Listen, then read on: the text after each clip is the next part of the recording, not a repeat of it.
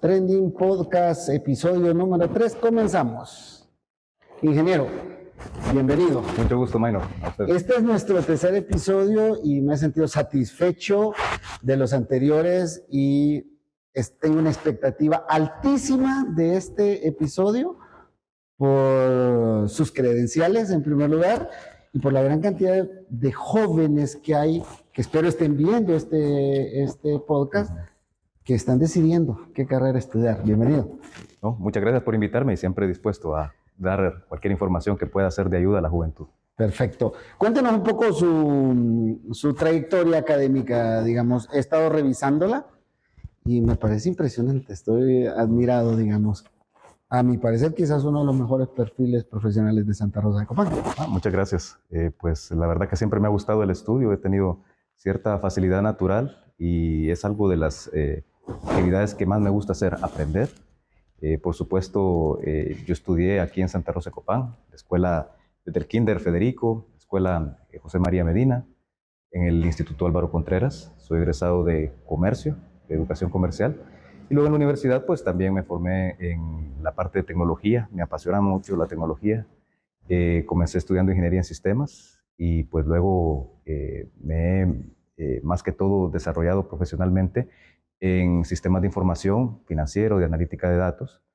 Luego me especialicé en gestión de proyectos. Creo que es una de las carreras que casi todos los ingenieros buscamos esa área de especialización para poder desarrollar habilidades directivas, financieras. Entonces es un plus. A eso le permite a uno mayor diversificación. Y finalmente, pues que he logrado ya culminar mis estudios de doctorado en economía y empresa, con lo cual pues ya he logrado diversificar más toda la rama de conocimientos a nivel empresarial y por supuesto tener un mejor entendimiento. Una de las ventajas de la economía que le da un conocimiento como bien macro de cómo se administra tanto desde una empresa, cualquier organización o un país. Entonces creo yo que diferentes puntos. Nunca me ha gustado, nunca me he sentido cómodo en un solo lugar, sino que siempre tratando de adquirir conocimientos de áreas complementarias y que pueda darme una mejor diversificación. Fabuloso. ¿Se siente cómodo con la carrera que eligió? ¿Está a gusto? ¿Siente que eligió correctamente? Han sido distintas selecciones a lo largo de toda una carrera, porque siempre van cambiando las perspectivas, los intereses, correcto, ¿verdad? Entonces, creo que es parte de la evolución como ser humano que siempre tenemos que estar, no quedarnos en la zona de confort, sino que tener esa inquietud de salir de crecimiento. Claro. Bueno, en la parte académica, profesional, no tenemos dudas y que estamos plenamente satisfechos. Pero hay un episodio en su vida que lo volvió viral. Claro. Háblenos un poco de eso, cómo fue esa experiencia, qué fue lo que pasó en el Bicicanopy, porque se volvió famoso, esas redes sociales son implacables. Claro, y son gajes del oficio, pues la verdad que en los últimos años he querido darle un rumbo diferente, por supuesto, a mi carrera, incursionar en el ámbito político, ese sentimiento, ese gusanito que le llaman, ¿verdad? Cuando uno quiere ver cómo aportar, cómo poder servir, cómo tratar de generar los cambios que la sociedad necesita, que los tiempos requieren, y de esa manera buscar qué intervención poder hacer para buscar trascender. Entonces, creo que en el ámbito público se pueden hacer muchas cosas. Necesitamos el involucramiento de profesionales en este sector para poder generar los cambios que realmente como país necesitamos. Me parece fabuloso. Bueno, entremos a lo que es lo central de esta conversación. Tengo en mi entorno familiar, social, una gran cantidad de muchachos que están en su último año de secundaria y bueno, tienen que decidir qué estudiar. Y bueno, hay tantos comentarios en el entorno y dice, bueno, mi sobrina está tratando de decidir qué estudiar, pero su familia tiene un centro turístico. O sea, ¿qué tiene que decidir? ¿Para qué va a decidir? Si ya tiene un centro turístico la familia, estudia turismo. Ahí está, ya no hay nada que discutir. Hay una presión social de alguna manera, una presión familiar, las opiniones. ¿Es suficiente la pasión por algo para decidirse por determinada orientación profesional? ¿Cuáles son sus comentarios, sus apreciaciones, sus consejos para un muchacho que en este momento necesita decidir, porque estaba educándome un poco y es impresionante la cantidad de personas que estudiaron determinada rama y están completamente trabajando en cosas que no, realmente no fue para lo que estudiaron. Sí, es que, bueno, mencionó varios puntos en la pregunta, ¿verdad? Que creo que hay que analizarlo de manera separada. Voy a tomar este último que hablaba sobre la parte de estudiar algo y luego hacer un cambio, ¿verdad? De repente por necesidad. Correcto. Porque a veces la oferta laboral del mercado no se da abasto para la cantidad de profesionales de ese rubro. Entonces, muchas personas estudian una carrera y al no encontrar trabajo, pues tienen que trabajar de lo que sea, ¿no? Es una cuestión, más que todo, problema que en cualquier país se pueden enfrentar. Sí. De igual manera, pues otra de los factores que usted menciona son las presiones, ¿verdad? Presión social, presión familiar. Eso se puede dar y son circunstancias que hay que sopesarlas y que van a variar de acuerdo a la personalidad de cada individuo. Si usted es una persona que es muy complaciente, pues va a ceder ante estas presiones familiares. Si es una persona muy empoderada, que toma decisiones, pues no va a ceder tan fácilmente a estas presiones y va a tomar sus propias determinaciones, ¿no? Entonces, esto va a variar, depende del carácter, de la personalidad de cada individuo, pero sí es importante analizarlo, ¿verdad? Porque en el caso de la presión familiar, muchas veces pues los padres quieren que los hijos sigan el legado o estudien lo mismo que ellos estudiaron, ¿verdad? De hecho, tenemos grandes generaciones de médicos Y que hasta 4 generaciones. Y muchas veces no es necesario que haya una exigencia, sino que también los hijos quieren seguir ese camino, quieren seguir ese legado, ¿verdad? Hay como una especie de voluntad innata en ellos de seguirlo, una admiración hacia sus padres. Pero en otras circunstancias puede no ser el caso. Entonces, en ese sentido, siempre es importante que los padres entendamos que los hijos no son copias nuestras, ¿verdad? Y de repente, donde ellos se sientan más cómodos, hay que apoyarles, en ese sentido. Sí orientarles, pero que no sea algo impositivo, porque lo que se impone, pues, al final, por regañadientes, también se han dado casos, y que eso sucede y que tal vez han escuchado, de hijos que estudian la carrera que querían los padres y luego le dan el título y luego estudian lo que ellos querían, ¿verdad? O hacen un cambio. Entonces, se puede dar de todo eso, a veces por darle gusto a los papás, ¿verdad? La presión social también se da. La presión social es más que todo lo que viene externo del ámbito familiar, ¿verdad? O sea, la sociedad tiene cierta cultura, ciertos factores culturales que eso incide, ¿verdad? A nivel empresarial, a nivel también social general. Un pensamiento famoso de uno de los gurús del management, de la administración, de Peter Drucker, él decía que la cultura mata la estrategia. Puede ser un muy buen estratega y todo eso, pero si la cultura del entorno organizacional o empresarial donde te estás desarrollando no te permite crecer, te estanques, eso es como querer sembrar una semilla en tierra infértil, no va a prosperar. Entonces, es muy importante entender también cuáles son los aspectos culturales de un país o también en cuanto a posicionamiento. Entonces, la sociedad de repente tiene ciertas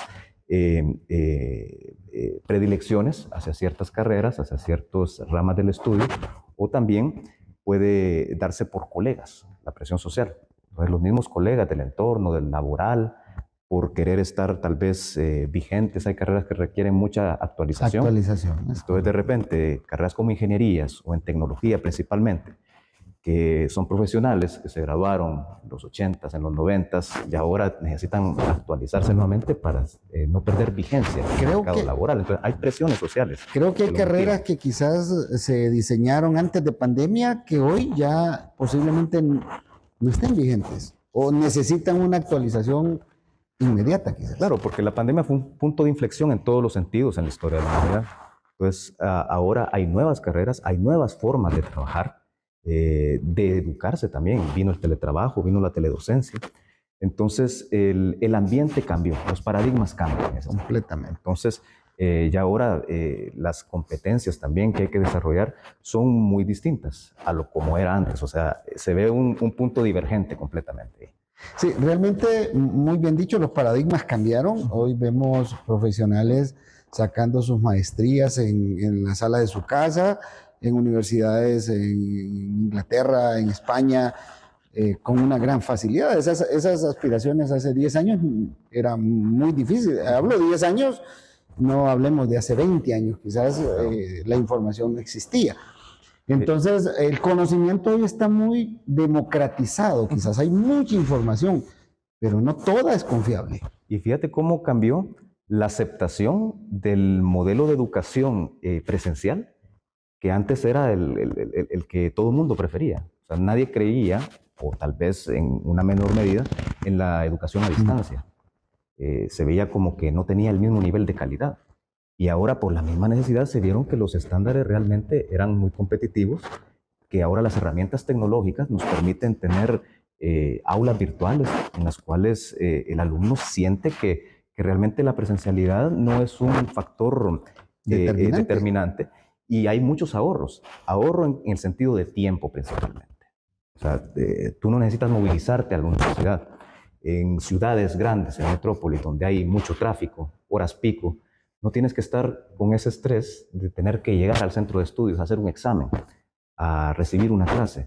O si se te hace tarde en el trabajo, ahí mismo te quedas, te conectas y ya estuvo. Y listo. Entonces, hay muchos ahorros en ese sentido, ¿verdad? Y eso nos da la habilidad también de poder estudiar donde estemos. En el momento en el que nos encontremos, se dan muchas posibilidades, ¿verdad? Ok, vamos a ir como desmenuzando las opciones. ¿Cuáles son las opciones que los muchachos tienen? Hoy vemos muchachos destacando en universidades en México, muchachos que el año pasado los mirábamos caminando aquí en las calles, hoy están en diversos países del mundo estudiando. Entonces eso de alguna forma crea una aspiración en algunos muchachos.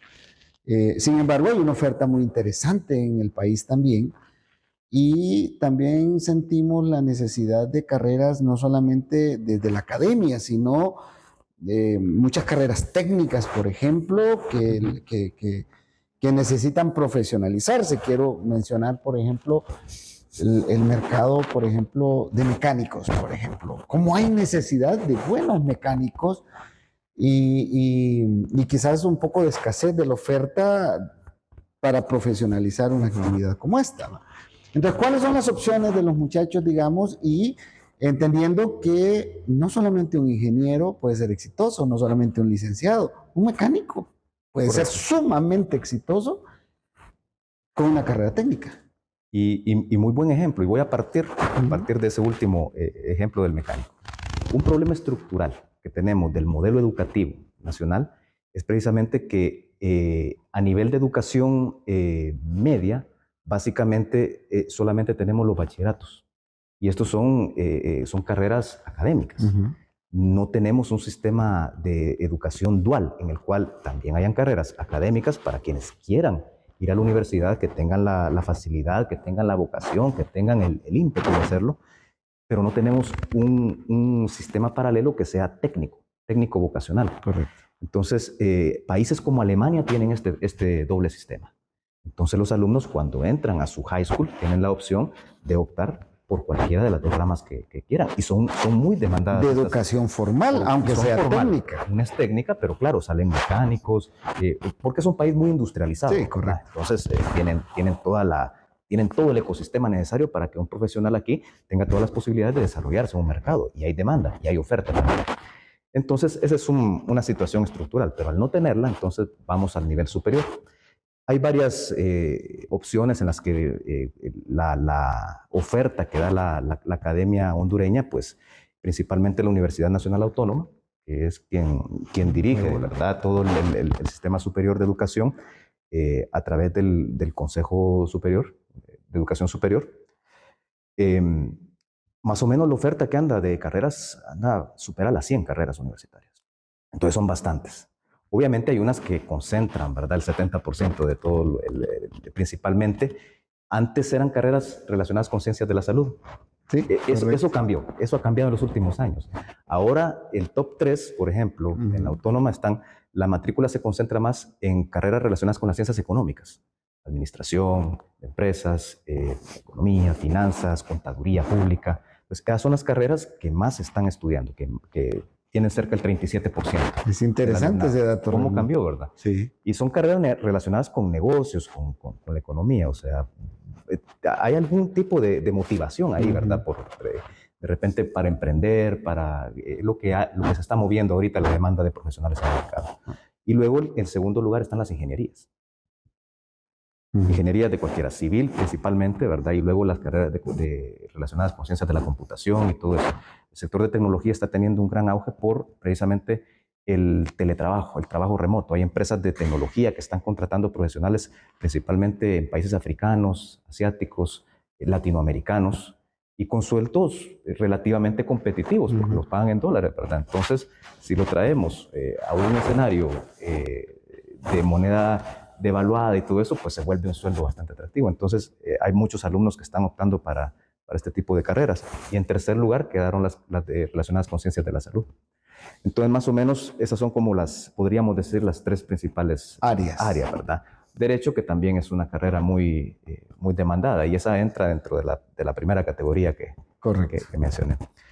Ahora bien, también las carreras los podemos ver en varios niveles, por niveles académicos, ¿verdad? Inicialmente podríamos hablar de un técnico universitario. Un técnico universitario es una carrera que no le confiere al estudiante un grado académico. Normalmente es una carrera corta de 2 años. 2 años. 2 años, ¿verdad?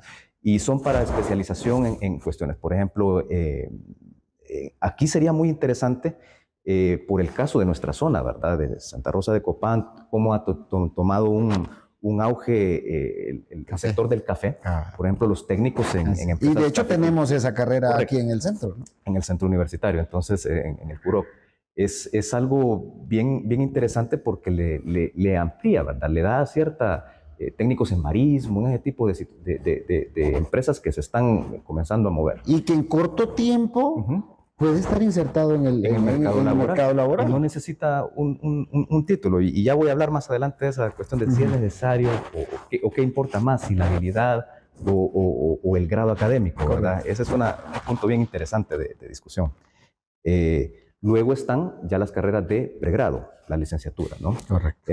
Dentro de ello también entran las ingenierías. Una ingeniería es una carrera de pregrado también, o sea, que el título es de licenciatura. Estamos hablando, ¿verdad? Para que los muchachos puedan entender, una licenciatura es pregrado. Es pregrado. Una ingeniería es pregrado. Es pregrado, ¿verdad?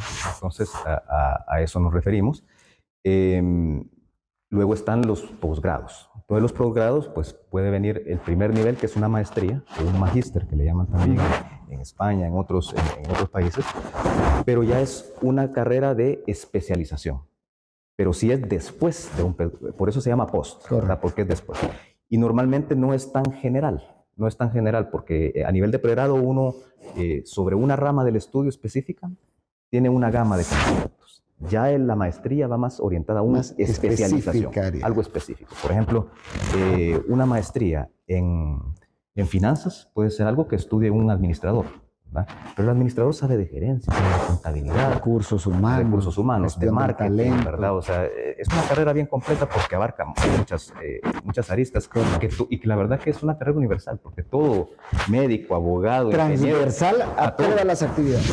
A nuestro hogar, todos deberíamos saber cómo administrar la vida y todo eso, ¿no? Entonces, estudiar una especialización en finanzas o en proyectos ya nos da un área de donde más tener específico. Correcto. Es como que estamos muy certificados en esa parte, ¿verdad? Luego vienen ya los doctorados. El doctorado es el grado más alto académico. A veces se le quiere dar como una distinción el postdoctorado. El postdoctorado no confiere grado académico. Esa es una distinción. No es distinción, es una instancia postdoctoral, es una investigación que hace un doctor, ya, con su título, ¿verdad? El doctorado va más orientado a la investigación, a crear conocimiento. Ya no es recibir conocimiento, nada de eso, es más orientado a investigación y publicación, divulgación científica.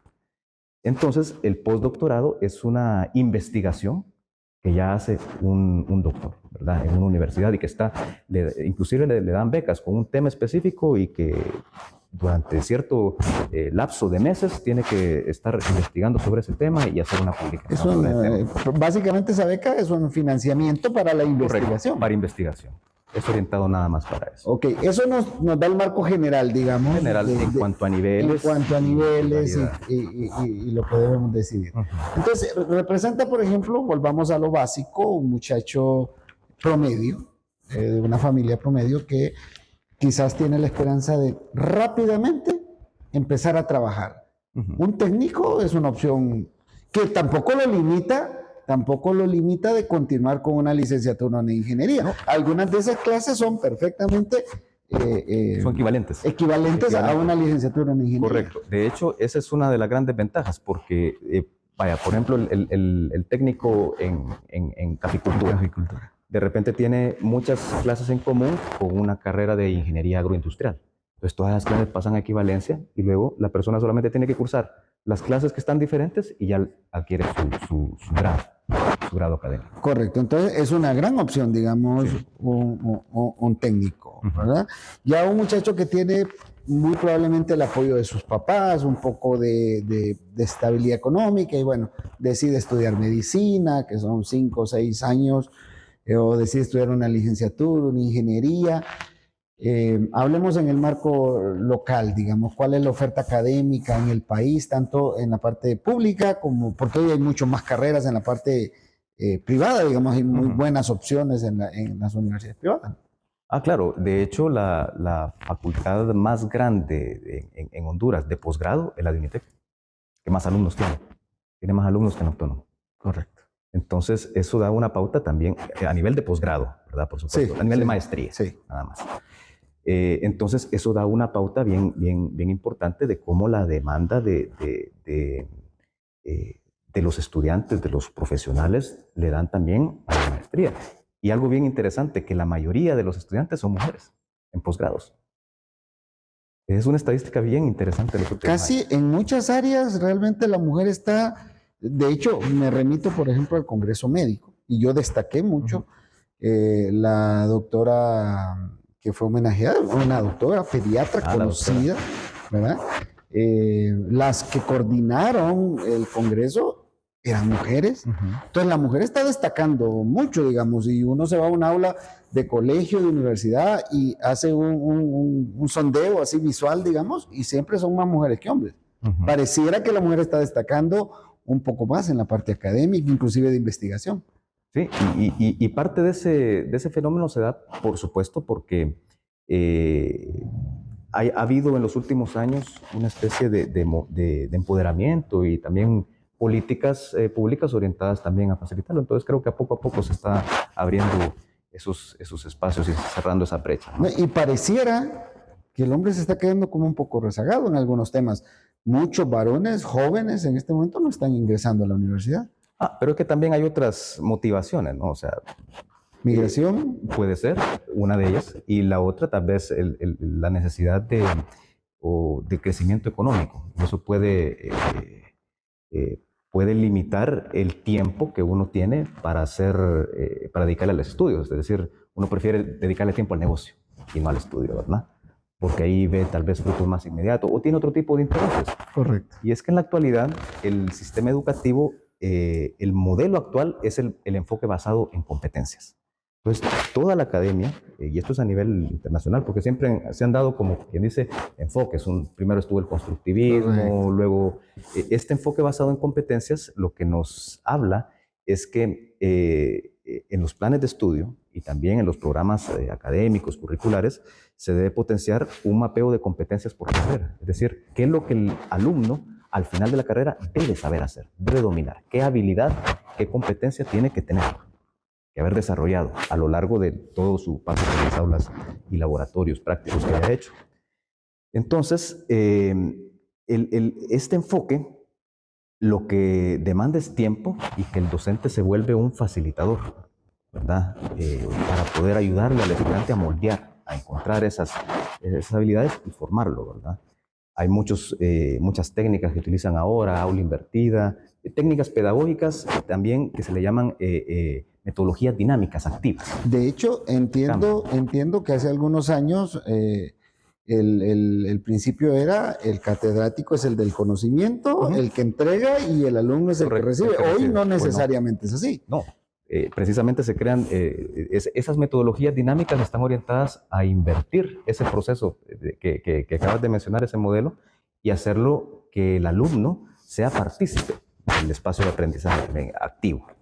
Entonces, el desarrollo de competencias ha tomado tanta importancia que las empresas en el sector privado prefieren profesionales, y esa es una tendencia que ha cambiado en los últimos años, y principalmente las empresas tecnológicas, que tengan la habilidad más que tengan el grado académico. Por ejemplo, empresas como Microsoft, como Google, siempre hacen, por ejemplo, cuando están en estas pruebas de reclutamiento y todo eso, les plantean un problema a los candidatos y qué harían en esta situación. Y son situaciones de desarrollo de software o de analítica de datos, ese tipo de ciencia de datos, ¿no? Y ellos dan cómo lo resolverían o lo hacen práctico. Entonces, ahí están demostrando que tienen la habilidad. Entonces, el título de repente certifica que uno pasó por todo el proceso, pero no le certifica a usted qué tan bueno o qué tan bien desarrolló esas habilidades. A mí me parece interesante eso porque uno que está en diferentes áreas entiende que lo que busca es alguien que le resuelva. Exactamente. Ese es el enfoque. Ahí es muy pragmático, no importa que sea una carrera técnica, no importa que sea algo académico, algo, no importa. Lo que en este momento se necesita son personas que resuelvan los problemas que se presentan. Correcto. Entonces, lejos de pedir, dame tu currículum, ahora te dicen, ¿cuál es tu portafolio profesional? Correcto. Entonces, tú puedes tener tu sitio web con los trabajos que hayas hecho, con las demostraciones, con los sistemas, si has hecho aplicaciones o lo que sea, pero que se vea cómo te has desempeñado en la práctica. Entonces, esa es la tendencia que las empresas están buscando ahora. Y buscan currículos de una página, ¿verdad? Nada más como una carta de presentación.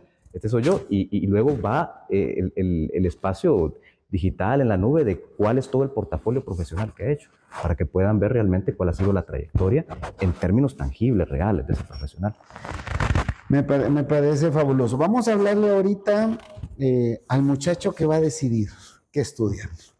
Se gradúa o se graduó ahorita o se gradúa el próximo año en el sistema bilingüe. Tiene que tomar la decisión. ¿Dónde encuentra información confiable? ¿A dónde? Ese ABC, explicado de la forma más sencilla, ¿dónde puede encontrar información confiable para tomar esa decisión? Muy bien, y siempre aquí lo importante es remitirse a los sitios oficiales. Como un paso inicial, casi todas las universidades, principalmente las privadas, hacen un sistema que se llama prospección. La prospección es cuando ellos llegan a los colegios con los alumnos de bachillerato de último año a presentar su oferta académica, decirles, bueno, esta es nuestra universidad, estas son las carreras que ofrecemos, estos son nuestros requisitos, para que se vayan formando una idea. Antes recuerdo yo que casi siempre en los medios impresos, que tenían mayor importancia, ahora ya está cambiando todo eso a la parte digital. Siempre los diarios publicaban un suplemento específico de universidades y toda la cuestión. De hecho, cuando yo elegí mi carrera, así comencé. No eran tan populares los sitios web, ¿verdad? En ese entonces. Eran muy escasos o muy exclusivos de ciertas empresas. Sí, correcto. La accesibilidad al Internet no era tanta, ¿verdad? Sin embargo, ahora las redes sociales son una plataforma increíble y que los jóvenes, principalmente por cohorte generacional, los centennials, consumen mucho, ¿verdad? Entonces ahora hay redes como Instagram, que está muy posicionada en los jóvenes.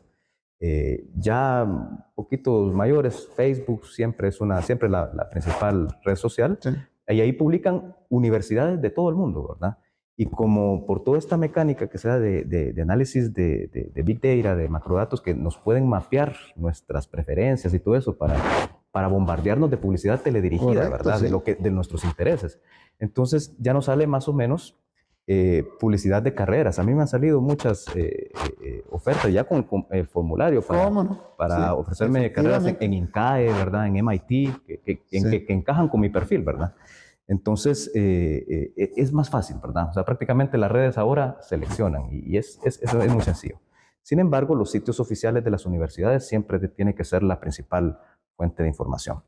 Si una persona tiene, por ejemplo, una vocación natural y quiere el deseo de estudiar ciencias agronómicas, por ejemplo. Pero ya sabemos cuáles son las universidades, al menos en Honduras, ¿verdad?, que puede estudiar. A mí se me viene La Zamorano, UNA, es la sí, primera sí, que... la Universidad Nacional de Agricultura también, ¿verdad? Eh, Tal vez Curla. el CURLA Sí. también, ¿sí? La Universidad Privada de San Pedro. Entonces, ya tenemos dónde puede estudiar eso. Si quiere medicina, pues la UNA, la Universidad Ahora también en Católica, las privadas. UNITEC, Sí, correcto, ¿verdad? Ya si quiere una carrera tecnológica, pues está UNITEC, correcto. por supuesto. Entonces, ya tenemos como quien dice, igual, si quiere estudiar arquitectura, pues está el centro de diseño, ¿verdad? Entonces, hay bastantes ofertas relacionadas. Hay alternativas. Alternativas que concentran una gama de carreras relacionadas con los intereses. Entonces, lo siguiente sería buscar esas universidades, o sea, es como un filtro preliminar, ¿verdad? Correcto. Y luego ver los planes de estudio, descargar los planes de estudio, comparar las clases que hay en una, que hay en la otra. Luego hay que ver la parte económica, por supuesto. Desde luego. Porque si la carrera que yo quiero estudiar está en otra ciudad y eso me implica mudarme, pues son costos que hay que analizar, ¿verdad? Por supuesto, los traslados, el hospedaje, alimentación, los libros, o sea, todos los materiales, también las herramientas tecnológicas, instrumentos de laboratorio que yo puedo ocupar. O sea, hay que hacer un presupuesto inicial, ¿verdad? Y siempre es importante manejarnos en base a presupuesto. A la realidad. Correcto, hay que taparnos hasta donde la cobija nos ajuste, ¿verdad? Y si no, pues buscar mecanismos de apalancamiento financiero o ayuda mediante becas, siempre es posible, que ese es el otro sitio de información que hay que buscarlas para evitar ser estafados, ¿verdad? Porque ese es un gran riesgo que se da en la actualidad, principalmente en medios sociales. Lo importante aquí es ver, por ejemplo, los sitios de becas. Hay un sitio muy bueno para hondureños que se llama becas.hn.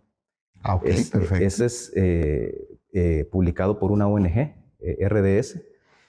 Red de Desarrollo Sostenible. La Red de Desarrollo Sostenible, correcto. Ellos publican ese sitio que hay becas para todos los niveles que mencionamos, pregrado, posgrados. Tanto dentro del país hay enlaces a becas de UNESCO con otras universidades. Hay otra página en Facebook, que esta es muy buena también y que la mantiene bien actualizada, que se llama Becas para Hondureños. Entonces ahí pueden encontrar información para becas y que es información auténtica, ¿verdad? Dentro y fuera del país. Dentro y fuera del país. Correcto. Tengo la impresión que hay mucha más oferta de becas para posgrado. ¿O es una percepción mía? ¿Que es un poco más difícil la beca para pregrado que para posgrado? Creo que tal vez lo que es difícil puede ser en cuanto al número de solicitantes que hay, ¿verdad? Para posgrado casi no hay solicitantes. Entonces hay más alternativas. Hay más alternativas, correcto. Pero las becas para pregrado, como hay muchos solicitantes, entonces de repente hay mucha competencia ahí, ¿verdad? Tal vez por eso es que es difícil ganar. Puede ser un tema de percepción porque como hay pocos aplicantes a las becas de posgrado porque de repente ya tienen su familia, no les interesa viajar al extranjero, entonces esas becas prácticamente se pierden, ¿verdad? Sí, y no tienen que ser becas completas necesariamente. Ahí puede ser media beca también. Pueden ser media becas, ¿verdad? Y esa media beca se complementa con trabajo que tiene que dar social dentro de la universidad, por ejemplo, de asistencia en las bibliotecas de la universidad, ¿verdad? O los alumnos, dándole tutorías en programas a otros estudiantes, ¿verdad? Entonces siempre el alumno tiene que dar un tipo de apoyo a la universidad que lo está becando, en el sentido de que de repente no estamos optando a una beca, ya sea con un gobierno local o con un gobierno nacional, porque CEDESOL también tiene su programa de becas, ¿verdad? Tanto para el extranjero como a nivel nacional. Y por supuesto están las fundaciones. Fundación Carolina es muy utilizada en el medio nacional. Esta da becas para España. Y luego también están las becas del DAD, que es el Servicio de Intercambio Alemán. Entonces, son becas en las cuales muchos hondureños han optado beneficiados. A ellas y han sido beneficiados. Listo, vamos a dar un mensaje ahorita y cuando regresemos hablamos un poco de las ventajas de trabajar y estudiar. Pareciera que tiene grandes ventajas la persona que trabaja y estudia a la hora de enfrentar los retos en el mercado laboral. ¿Te parece? Claro que sí. Listo. Hablábamos de ciertas ventajas que en algún momento se pueden tener Yo tuve mi experiencia, yo tardé 9 años en graduarme, pero es que trabajaba y generalmente trabajaba en el tema turismo y el turismo tiene eventos, entonces yo realmente me tardé 9 años. Pero si hoy me preguntan, yo no me arrepiento. No me arrepiento porque siento que eso me dio una solidez profesional que, para ser sincero, en algunas otras personas que estudiaron a tiempo completo yo no la miraba. Entonces, también puede ser una opción la mezcla del trabajo y el estudio, que puede ser muy favorable. Sí, y ahí el factor determinante es la experiencia. Eso es lo que hace la diferenciación entre una persona que estudia y trabaja y la persona que solo estudia. Ahora, la persona que solo estudia también tiene cierta ganancia y es en tiempo, porque va a estudiar su carrera, va a salir más rápido, pues. Y quisiera hablarle un poco de mi experiencia, ¿verdad? Yo tuve la dicha y la facilidad, gracias al apoyo de mis padres, de estudiar mi carrera de pregrado De tiempo completo. a tiempo completo, ¿verdad? O sea, sin perder ni un año, no tuve que trabajar tampoco al salir del colegio, o sea, de un solo. Sí, es cierto que hay una pequeña limitante al momento de salir al mercado laboral, porque la experiencia, o sea, uno no tiene experiencia laboral. Y a veces en los puestos de trabajo ya le piden 2 años de experiencia, ¿verdad? Eh, al mínimo. Mientras que una persona que ya tiene su trabajo, ya ha experimentado ciertos retos, ciertos desafíos laborales, ya sabe cómo Muy moverse. probablemente ya esté en el mercado laboral y el estudio solamente represente la posibilidad de ascensos o la posibilidad de crecimiento dentro de la empresa. Así es. Entonces, ya tiene todo ese conocimiento previo.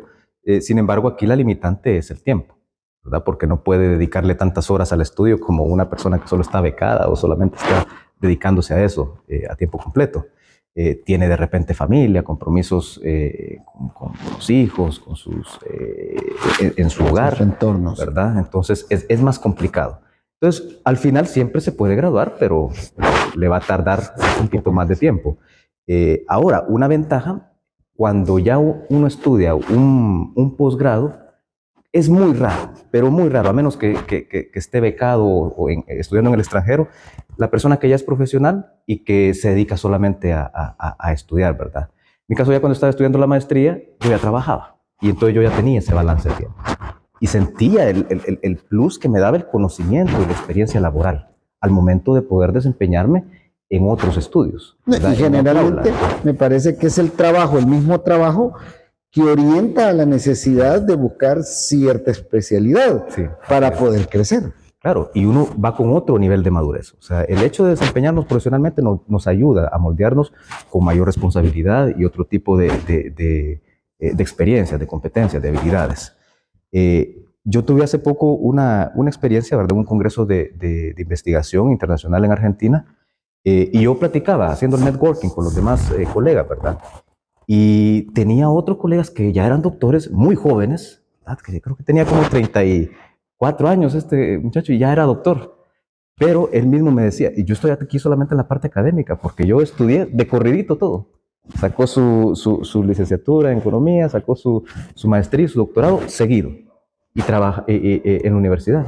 Entonces, una de las desventajas que él sentía era que no tenía experiencia práctica fuera de la academia.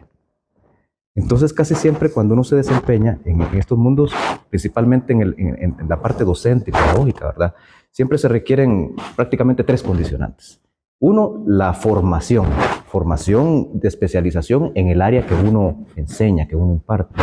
Luego, la parte de experiencia profesional en el área, ¿verdad? No es lo mismo solamente lo que se ve en los libros, en los simuladores, en laboratorios, que estar metido en el mundo real, correcto. Y la otra es, pues, experiencia en docencia, en pedagogía, para transmitir conocimiento e investigar, ¿no? Entonces, esos son los 3 puntos principales. Yo creo que todo eso converge, de repente no linealmente, pero en diferentes facetas, creo que todos tenemos que irlos desarrollando, ¿verdad? Porque siempre nosotros, ya como profesionales, nos vamos a convertir en mentores de una generación posterior, pues, sí, los que vienen. Los compañeros nuevos de trabajo, o sea, llegan practicantes y a las empresas hay que recibir muy bien a los practicantes.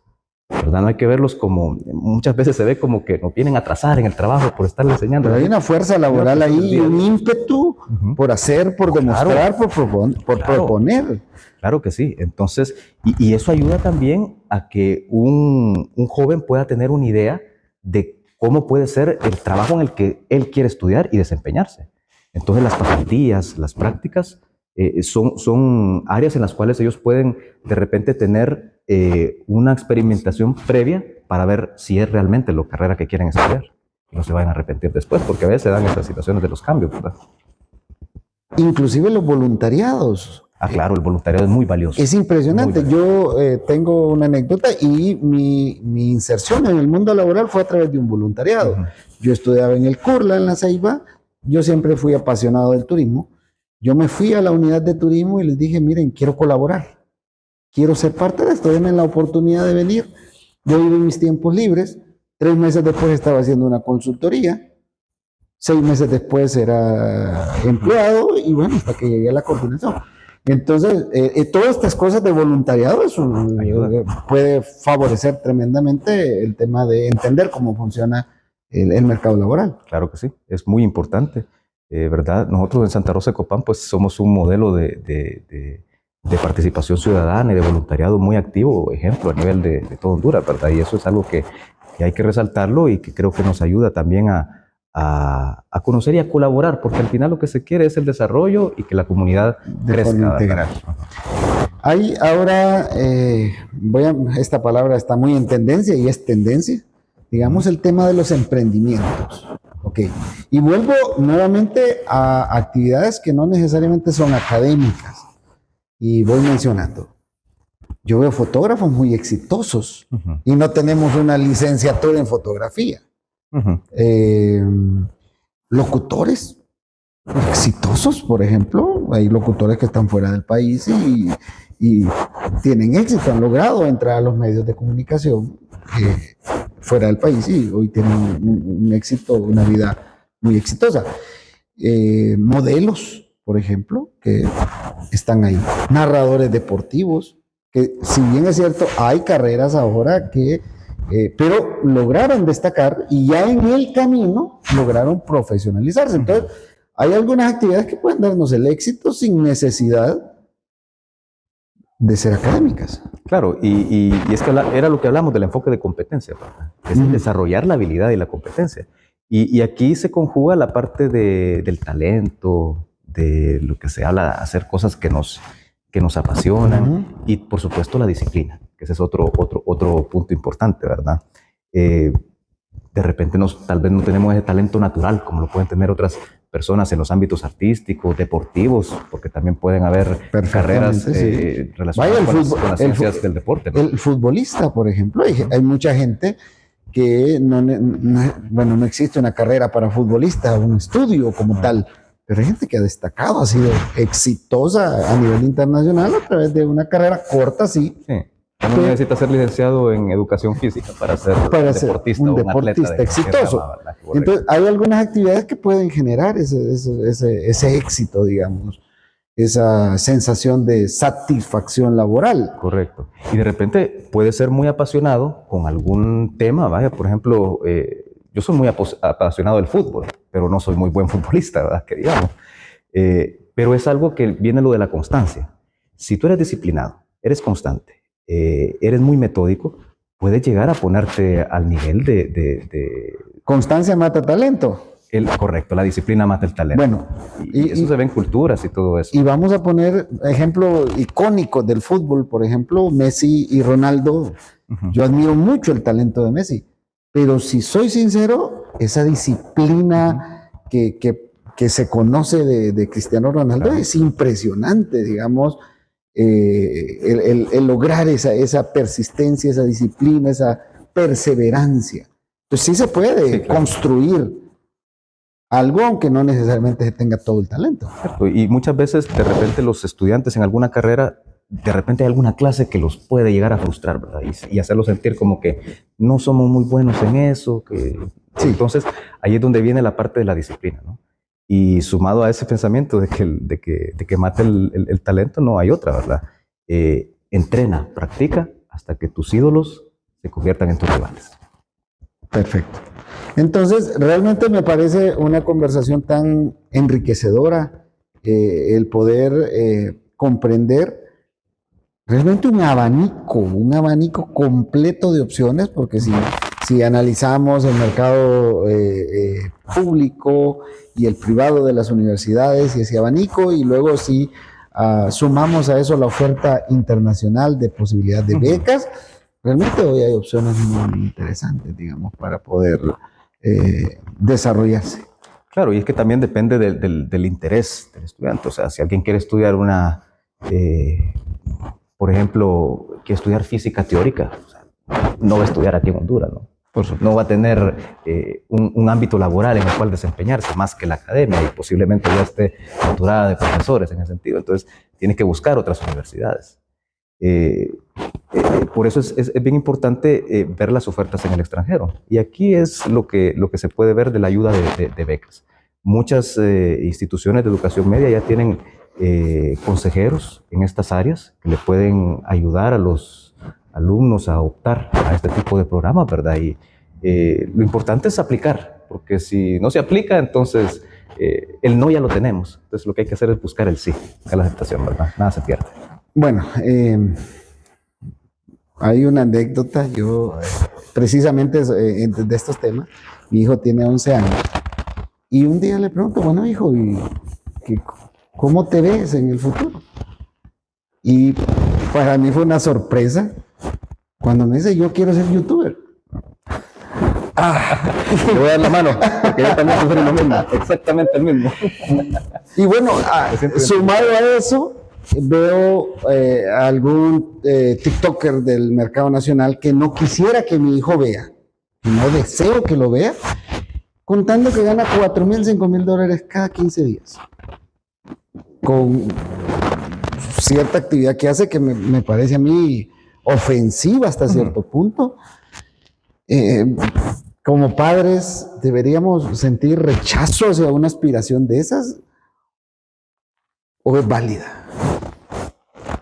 Es una muy buena pregunta, ¿verdad? A veces puede parecer no justo el hecho de que personas quieran aspirar, dar lo mejor de sí, formarse, tener una carrera y luego ver que el desempeño, que la retribución, si lo vemos en factor nada más monetario, como el ejemplo que he puesto, gana más otra persona por hacer cualquier tipo de ridiculez en redes sociales, por exponerse a eso, ¿verdad?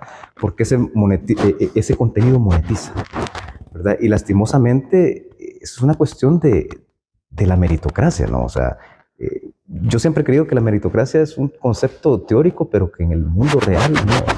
Como que no funciona. Yo solo veo dentro del ámbito académico, sí veo yo que hay cierto reconocimiento, ¿verdad? Que los buenos alumnos dentro de la universidad tienen cierto, al menos reconocimiento, ¿verdad? Pero ya en el mundo no es la regla. Entonces, sí, lastimosamente es una realidad. Lo que el mercado consume, eso es lo que se premia. No debería ser así, no deberíamos aspirar. Más bien creo yo que la misma sociedad, el mismo consumidor, es el que debería no ver este tipo de contenido.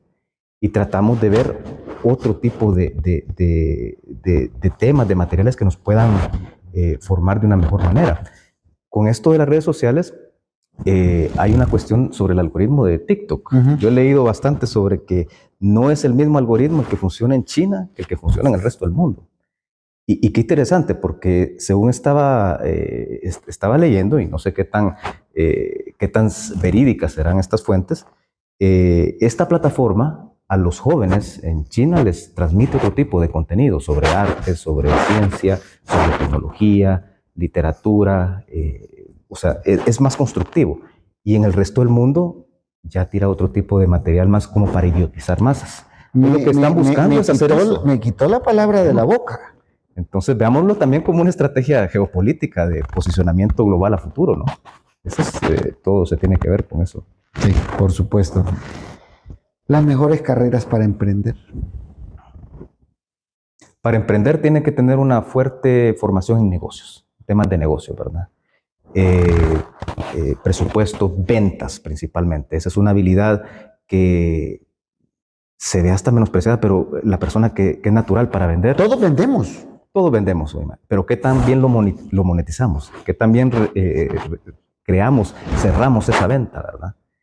Entonces, en ese sentido, la habilidad para poder cerrar tratos, negociación, vender, y que son habilidades blandas, no son habilidades duras, ¿verdad? Entonces, ese es un tema valioso porque quien descuida las habilidades blandas, hablamos un poco de las habilidades blandas ya que entramos ahí. Es casi... ¿Qué son las habilidades blandas? Las habilidades blandas o soft skills, como le llaman, son todas aquellas que no requieren un nivel de formación técnica, ¿verdad? Específica. Son más que todo, por ejemplo, negociación, liderazgo, trabajo en empatía, equipo. Trabajo en equipo, resiliencia, o sea, que también nos recuperamos al rechazo o al fracaso. Ese tipo de habilidades son muy importantes a nivel social, a nivel de interacción. Voy a poner, por ejemplo, un ingeniero que sea muy bueno haciendo cálculos, haciendo estimaciones, haciendo planos, haciendo presupuestos, o programando en su computadora, pero se mete ahí en su mundo y está absorto y no tiene interacción social. No puede coordinar con sus compañeros de trabajo. No, su mente es maravillosa en cuestiones de análisis estadístico, matemático, todo eso, numérico, pero sus interacciones sociales no. Entonces la cuestión es hallar un balance, ¿verdad? Y muchas veces las carreras se centran más en la formación de clases, de temáticas que fomentan las habilidades duras, los hard skills. Correcto, ¿verdad? Sí. Entonces, ahora los programas de posgrado ya tienen este tipo de clases de negociación, de dirección, de alta gerencia, ¿no? Para poder cultivar este tipo de competencias y dar una formación más integral. De hecho, si una persona considera que tiene ciertas habilidades blandas, puede plasmarlo en su currículum a la hora de buscar un trabajo. Claro que sí. Y son muy importantes en cuestiones de atención al cliente, el mundo de las ventas, por supuesto, que de eso se trata, de la persuasión. Al final todo es una venta. Al final podríamos verlo de esa manera, ¿verdad? No necesariamente con una retribución económica, pero sí. No, vendemos inclusive imagen, ¿verdad? Al final el mundo nos trata como nos ve, de alguna manera. Entonces, al final todo es una venta, no necesariamente comercial siempre, pero pareciera que al final de eso se trata. Bueno, hablamos de las alternativas de becas, por ejemplo. Cuando un muchacho tiene limitaciones económicas y tiene aspiraciones, hay muchachos que tienen grandes aspiraciones, pero su economía no se los permite. No hay forma. ¿Qué hacemos? Sí, esa es una situación también de que debe ser analizada a nivel de políticas públicas claras, privadas en educación. Se nos ha vendido a veces la idea de que la educación debería ser gratuita, la educación del Estado es gratuita y que todo el mundo debería tener acceso a ella. Pero el concepto de educación gratuita, en realidad la educación es un bien económico, porque tiene un costo. Pupitres, mesas, sillas, pizarras, un aula de clases, una escuela. O sea, ¿quién paga eso? Al final somos los contribuyentes. La cuestión es encontrar una eficiencia en la asignación de recursos, que los presupuestos estén bien diseñados precisamente para ser lo más inclusivos posibles y de esa manera pues no acarrearle un costo extra a la sociedad. Es decir, ya la educación debería ser de manera inclusiva para todos los sectores, ¿verdad? Ahora bien, lo que falta ahí en ese sentido es voluntad política para poder llegar a hacer esos cambios fundamentales que se necesitan en educación. Porque la educación es lo que transforma a un país, lo que transforma nuestras vidas. Y en ese sentido, si nosotros queremos ver ese cambio, tenemos que comenzar a transformarnos nosotros. ¿Y cómo lo hacemos? A través de la educación. Por supuesto, hay algunas áreas que no están dentro de la educación formal o es muy escaso. Música, quizás un poco el arte, aunque sí hay espacios, pero no están tan democratizados, digamos. Y son carreras universitarias, ¿verdad? Lo que pasa es que aquí, ¿de qué va a vivir un músico estudiado, verdad? O sea, no existen los espacios. No, pero hay programas, muchos músicos hondureños han salido al extranjero y tocan en filarmónicas en Hungría, sí, en Suiza, ¿no? O sea, pero es muy poco la cantidad de ¿Cuánto personas talento estaremos perdiendo desperdiciando en eso. Correcto. en muchachos que hoy tal vez andan un taxi, que tal vez manejan un bus y que podrían ser profesionales exitosos? Sí, Me queda la impresión de una plática, una conversación inconclusa, no por falta de conocimiento, pero sí por falta de tiempo. Entonces, porque esta orientación pareciera que solo es para los muchachos, pero realmente me parece que los padres de familia tienen mucho que ver en esto y quizás los mismos docentes, los mismos maestros, cómo ir orientando a los muchachos en este tema. Así que quiero comprometerlo a que en una nueva oportunidad podamos estar en esto y seguir con esta dinámica de poder hablar de las opciones que los jóvenes, y no tan jóvenes, nos acaba de graduar un señor creo que de 70 años, así que esta posibilidad de seguir aprendiendo es maravillosa. así es. Nunca es tarde para emprender, para hacer cambios de carrera. Podemos siempre encontrar en el estudio una virtud que nos va a hacer mejores personas y entonces ese tiene que ser la satisfacción que nosotros nos vamos a llevar. Al final en esta vida no nos vamos a llevar nada, solo lo aprendido, lo Y lo vivido, vivido. ¿verdad? Entonces, esa creo que sería una reflexión final. Y pues a los muchachos que quieran estudiar ahorita y que se sienten abrumados por no saber, pues que no se preocupen por ese tipo de situaciones. Más adelante van a haber otras que sí ya van a ser más preocupantes y van a ver, puchica, lo que me agobiaba en aquel entonces. Entonces, sigan adelante, siempre, nunca es tarde para aprender. Y no crean que son los únicos, si quieren hacer cambios de carrera, que se sienten confundidos, pueden hacerlo en cualquier momento, ¿verdad? Y en ese sentido, pues claro que es un gusto haber estado aquí. Bueno, le agradezco mucho por la invitación y ahí estamos para colaborarle siempre en cualquier entrevista que quiera y por supuesto desearle éxitos en su proyecto. Gracias y gracias a ustedes que llegaron hasta este momento del video y ser parte de Trending, de este podcast que pretende tener conocimiento verídico, confiable. Gracias y hasta el próximo podcast.